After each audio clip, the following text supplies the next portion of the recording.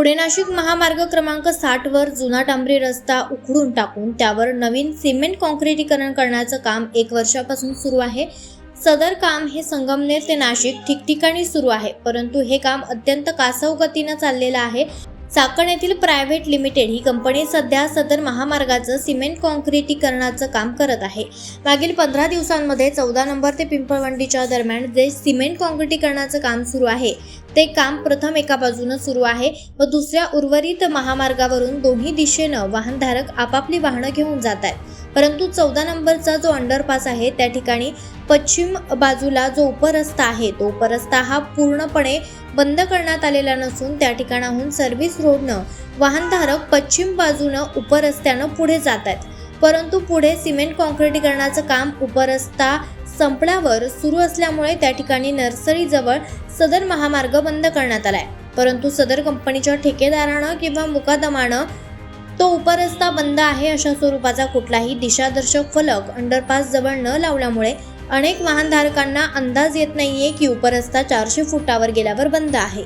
त्या ठिकाणी वाहनधारकांना आपापली वाहनं पुन्हा जिकरीनं आणि कसरतीनं वळवून घेऊन पुन्हा माघारी यावं लागतंय।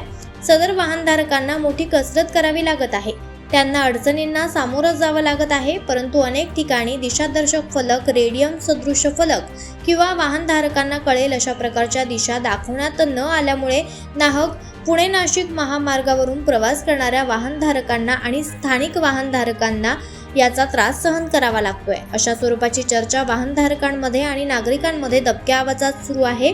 1 वर्षापूर्वी मनसर व पेठ दरम्यान जे सिमेंट काँक्रिटीकरणाचा रस्ता झाला होता त्यामध्ये सिमेंटच्या आतमध्ये मोठ्या जाडीचे गज हे बसवण्यात आले होते, परंतु आता जे काम सुरू आहे यामध्ये वर्क ऑर्डरमध्येच सिमेंटचे गज बसवण्याची वर्क ऑर्डर नाहीये आणि त्यात ते समाविष्टही नाहीये अशा प्रकारची माहिती दिलीप शिंदे यांनी दिली आहे। जर सिमेंटचा वापर भरपूर होत आहे तर त्यामध्ये लोखंडाचा वापर का करू नये, जेणेकरून महामार्ग हा पुढील 100 ते 150 वर्ष कायम टिकेल याची काळजी ठेकेदार का घेत नाहीयेत हे मात्र अद्यापही कळू शकलेलं नाहीये।